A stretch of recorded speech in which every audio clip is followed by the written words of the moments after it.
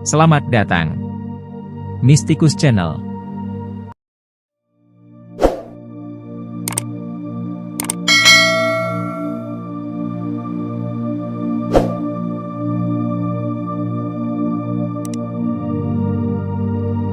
Sekali lagi, Rumi menenggelamkan diri dalam aktivitas mengajarnya.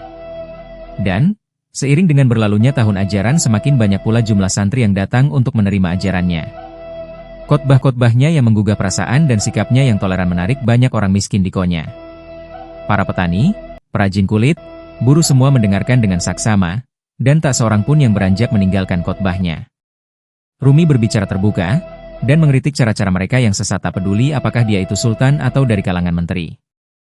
Orang-orang kaya yang mau mencari perlindungan dengan menyumbang ke madrasah, ditolak dan uang mereka dikembalikan. Allah tidak bisa disuap, aku juga tidak dapat dibungkam dengan uang, kata Rumi pada mereka. Jika aku melihat kejahatan, aku pasti akan berbicara tegas. Dia bisa mengerti mengapa banyak orang mencintai mereka yang terbungkus oleh posisi sosial.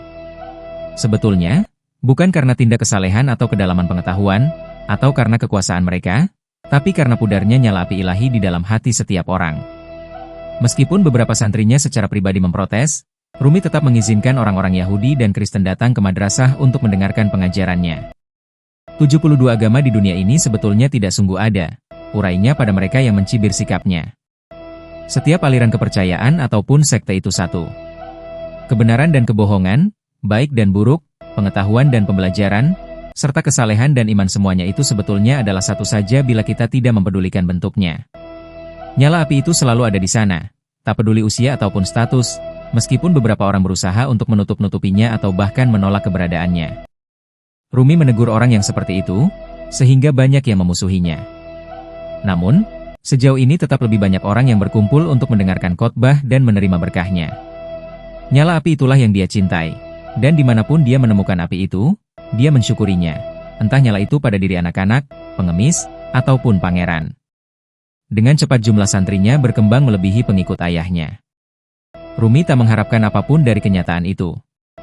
Dan, seiring dengan jumlah santrinya yang membengkak, kegelisahannya pun meningkat. Aku hanya mengetahui sedikit dibanding yang mereka pikirkan, katanya pada Husam. Mengapa mereka memandangku dengan harapan yang berlebihan seperti itu? Apa mereka tidak tahu kalau aku ini hanyalah manusia biasa? Seperti yang dilakukan ayahnya terhadap dirinya, demikianlah Rumi pun memberi perhatian yang khusus pada kedua anaknya, Sultan Walad dan Alauddin. Sejak lahir mereka telah diperlakukan bak dua kuda yang amat berharga, yang dipelihara secara khusus, diberi makan dari biji-biji gandum pilihan, dan diberi tempat yang sangat bersih. Yang sangat diimpi-impikan Rumi bagi mereka adalah salah satu atau keduanya dapat menggantikan dirinya sebagai imam. Namun, sebagai anak-anak yang tumbuh dari masa kanak-kunak menjadi pemuda dewasa, jelaslah betapa berbedanya mereka itu. Sultan Walad, yang setahun lebih tua dari adiknya itu, adalah murid yang baik, rajin, dan telah memancarkan cahaya ilahi di matanya. Tapi Alauddin, walaupun cepat dalam mempelajari sisi luar teologi, dia tidak pernah bisa mengetahui sisi dalam dunia ini. Dia tidak cukup sabar untuk urusan peribadatan, wacana tasawuf justru membuatnya bingung. Bila ayah ataupun kakaknya berbicara tentang Allah dia berjuang untuk dapat memahami, bila mereka kelamaan dalam membahas, dia pun menjadi marah. Mereka itu bersaudara, tapi orang tua kedua anak itulah yang membuat mereka berbeda. Sultan Walad lebih mirip ayahnya, sedangkan Alauddin seperti ibunya. Sultan Walad bak seekor kuda betina putih, yang mudah dibimbing dan menyenangkan. Alauddin bak seekor kuda jantan yang senantiasa garang terhadap kekang dan kendali. Meskipun Alauddin mencintai ayahnya dengan sepenuh hati, namun dia tidak akan pernah mau mengikuti jejak langkah ayahnya. Rumi tetap saja tidak mau menerima hadiah yang diberikan kepadanya, meskipun diprotes oleh istri dan anak-anaknya. Hidupnya semata-mata ditopang dari bayaran yang ia terima karena mengeluarkan fatwa, kendati jumlahnya kecil. Dia memandangi kepingan-kepingan uang emas yang hendak diberikan para pedagang kaya itu kepadanya, seakan-akan menyaksikan kegunaannya. Tapi bagaimana kami harus berterima kasih kepadamu? Tanya mereka kemudian. Kamu telah memberi kami banyak hal. Kalau begitu, cintailah Allah. Bahkan meskipun Kerahatun mengkhawatirkan kesehatannya, Rumi tetap saja menolak setiap kali makanan bergizi yang disajikan di atas piring perak besar yang dikirim dari istana itu dipersembahkan kepadanya. Malahan ia menyuruh agar memberikan persembahan itu kepada kaum miskin di kota. Dia hanya hidup dengan menu yogurt dan bawang. Kekuatan Jibril tidak dari dapur, ungkapnya pada sang istri. Hatun berusaha membujuknya untuk makan makanan yang sedap buatannya sendiri, tapi dia malah bingung memakannya, sampai dia tidak menyadari apa yang sebetulnya dia masukkan ke dalam mulutnya. Sungguh, jika makanan dan minuman tidak disajikan di hadapannya, dia bisa pergi berhari-hari sampai rasa perih yang luar biasa berpadu dengan rasa lapar dalam perutnya. Bukan penyangkalan diri yang menyebabkan Rumi kurus kering dan cekung, tapi kelupaan diri. Bukan pula kebanggaan spiritual yang menyebabkannya tak peduli emas dan perak lepas dari genggaman jarinya, tapi karena dia tidak bisa lagi memahami makna kepemilikan. Mengapa bersusah payah untuk memiliki segala sesuatu bila segala sesuatu itu telah menjadi milikmu? Mengapa harus mengisi kantong makananmu bila kamu mempunyai kunci untuk membuka kedai makanan? Suatu hari Sultan mengirim kepadanya seekor kuda Arab jantan yang gagah. Rumi memuji binatang itu, tapi kemudian tertawa seperti anak kecil ketika dia dipersilakan menungganginya. Bawa kembali kuda ini ke istana, katanya pada si tukang kuda. Hentikan! Teriak Hatun. Dia memberi isyarat kepada Rumi untuk pergi meninggalkan orang-orang yang menonton. Ini arogansi kesombongan semata, kata Hatun kepadanya. Kamu ini manusia, sama seperti yang lain juga. Kendatipun saat kata-kata lepas dari mulutnya, Hatun tahu kalau kata-kata yang diucapkannya itu tidak betul, tapi dia sudah terlanjur marah. Rumi membisu 1000 bahasa. Dia menginginkan yang sederhana saja, yaitu bahwa dia bisa kembali menjalani hari-harinya seperti ketika ia masih bisa merasakan kebahagiaan, ketika puji-pujian dan hadiah masih memiliki makna tertentu. Tapi setiap harinya justru membuat seleranya seperti sirna, terbakar dari dalam oleh nyala api yang semakin berkobar, yang tersisa tinggal sebuah hasrat, yaitu ada bersama Allah. Kuda itu menghentak-hentakan kakinya ke tanah seolah sudah tidak sabar lagi menunggu keputusan yang harus dibuat. Aku bukan wali, Rumi. Aku punya perasaan, kata Hatun sengit. Tapi kamu seperti tidak mau peduli sama sekali pada mereka. Kamu pun tidak mempedulikan aku. Rumi merenung dalam hatinya untuk meneliti kebenaran kata-kata itu. Benar, bahwa dia kurang memperhatikan perasaan istrinya, tapi dia juga tidak banyak memberi perhatian untuk perasaannya sendiri. Tapi tidaklah benar, kalau dikatakan bahwa dia tidak memperhatikan istrinya. Sebab, istrinya lebih berharga daripada hidupnya sendiri. Hatun merupakan oase di pudang gurunnya. Dialah air jernih yang tanpanya Rumi akan terpanggang.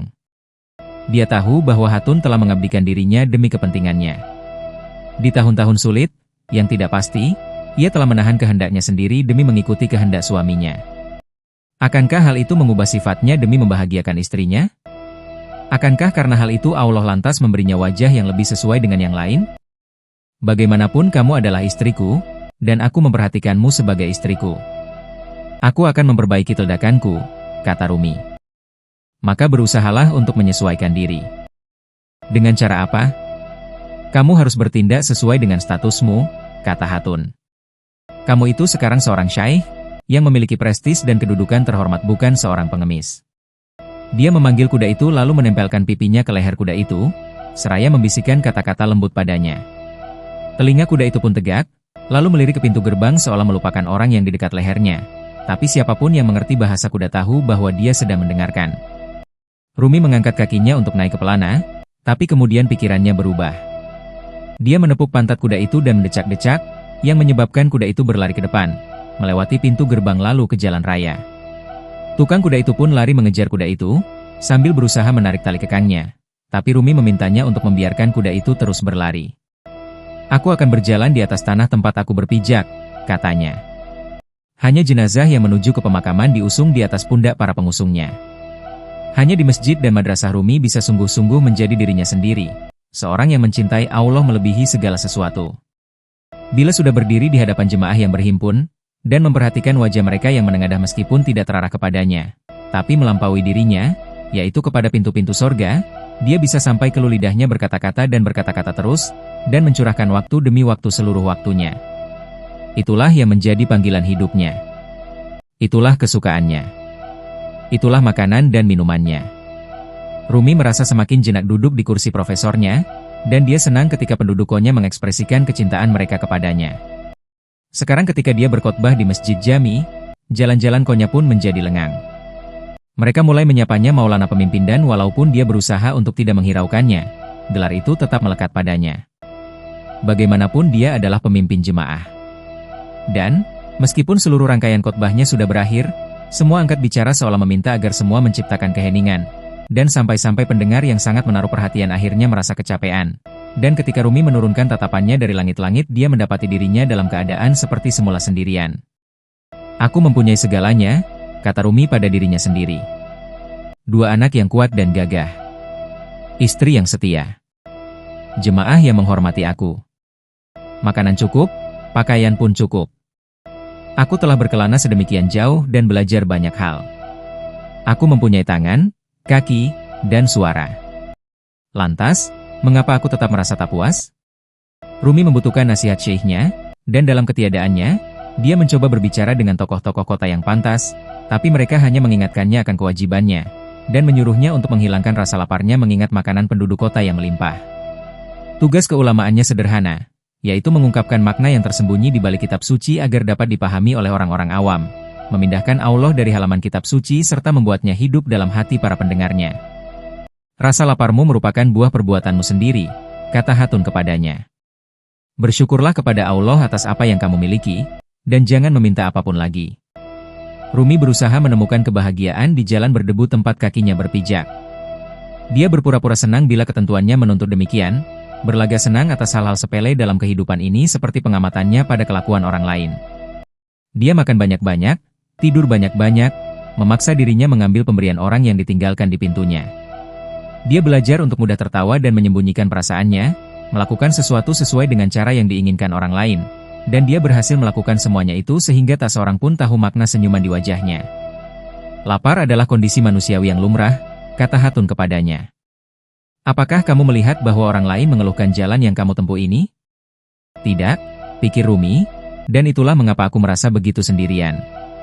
Dia tidak mengatakan kepada siapapun betapa dia rindu untuk kembali ke hutan belantara, agar bisa mencurahkan seluruh perhatiannya pada Allah. Ruangan terbuka di padang gurun merupakan oase baginya, sebuah kota di padang gurun. Kesulitan di perjalanan selama 7 tahun tidaklah seberapa dibandingkan dengan tanggung jawab yang menjengkelkan ini. Dia adalah seorang ayah, seorang suami, seorang warga masyarakat, dan seorang imam. Dia ada di dunia, dan itulah tempatnya, katanya pada dirinya sendiri, dan setiap kali melihat kepedihan dan kemarahan di mata Hatun, ataupun cara kedua anaknya menjaga jarak darinya demi formalitas, dia memutuskan untuk mengurangi waktunya untuk berdoa dan menambah waktunya untuk bersama mereka. Tapi bila ia berbuat demikian, dia menjadi mudah marah dan merasa asing. Lalu Hatun pun akan menyuruhnya ke masjid untuk bersholat sekian lama sampai kulit di dahinya menjadi keras karena kelamaan bersujud di sajadah. Aku ingin berada di dunia, ia memanjatkan doanya kepada Allah. Aku ingin bisa menginginkan berada di dunia ini. Inilah tempatku, dan inilah bebanku, tolonglah aku dalam memikulnya. Tolonglah aku agar dapat menempati kedua dunia ini, duniamu, dan dunia keping emas dan kuda Arab dan istri yang mencintaiku lebih daripada dia mencintaimu, ya Allah.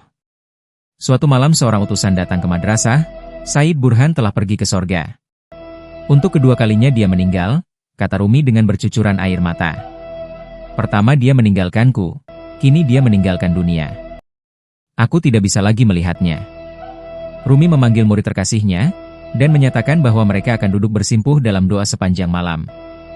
3 tahun sejak Said Burhan pergi, dan saat Rumi memimpin doa tahlilan, dia sangat merasakan ketiadaan syekhnya sekarang daripada saat pertama kali mereka berpisah.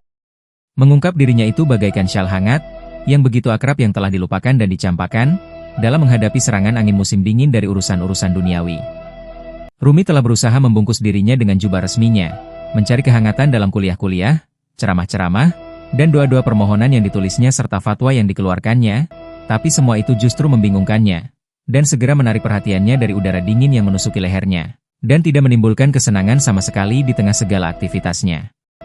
Tatkala dia menatap wajah-wajah di hadapannya, yaitu wajah kaum lelaki dan perempuan yang berderet itu, dia menyadari betapa dia sangat merindukan persahabatan yang setara. Bahkan sahabat terdekatnya, Husam, tertinggal jauh karena langkahnya yang pendek tidak bisa mengimbangi langkah Rumi. Dia memejamkan matanya, menggeleng-geleng kepalanya, lalu mencurahkan isi hatinya ke dalam syukur dan permohonan. Syukur dipanjatkan karena kehidupan seorang syekh seperti Said Burhan, dan permohonan dilambungkan untuk seseorang yang akan menggantikannya. Ketika keadaan menjadi terlalu gelap untuk bisa melihat wajah-wajah di depannya, Rumi minta dibawakan lilin. Ketika lilin-lilin menyala, dia melihat bahwa separuh jemaahnya telah tertidur. 1-2 orang tertidur, yang lain tampak sayu matanya. Bangunlah, sahabat-sahabatku, serunya. Apalah artinya sejenak bertahan untuk tidak tidur demi memperoleh kehidupan abadi? Husam, kamu tidak meninggalkanku, bukan? Husam mengusir rasa kantuk dari kepalanya lalu meluruskan punggungnya. Tidak, Rumi. Aku bersamamu. Tapi selama lilin menetesi batangnya, rasa kantuk dan memenuhi seluruh ruangan hingga tubuh-tubuh itu pun miring bersandar ke tembok dan suara dengkur pun memecah lamunan Rumi. Dia membuka matanya dan mengamati wajah mereka yang tertidur. Dikelilingi oleh orang-orang yang mencintai dan menghormatinya, dia tidak pernah merasa sendirian. Ayahnya Bahawala telah pergi, Burhan Syekhnya yang sepuh juga telah pergi, para santrinya telah tidur, dan dia pun berdiri sendirian di puncak spiritualnya. Dia mengamati wajah mereka yang ada di hadapannya. Dia mencintai mereka semua, tapi tak seorang pun yang mengetahui dunia batinnya. Dengan diam dia berdiri lalu meninggalkan ruangan. Semburat fajar telah terbit, isyarat pertama subuh di langit telah tiba. Rumi berjalan melewati jalan-jalan yang sunyi dan memanjat tembok-tembok kota bersamaan dengan saat muadzin mengumandangkan adzan. Dia memperhatikan cahaya lampu yang berkelap-kelip. 1-2 orang meninggalkan rumah untuk pergi ke masjid. Dia tahu bahwa kebanyakan orang masih terlelap, tapi mengelabui tetangganya bahwa seakan-akan mereka itu melaksanakan sholat subuh secara pribadi.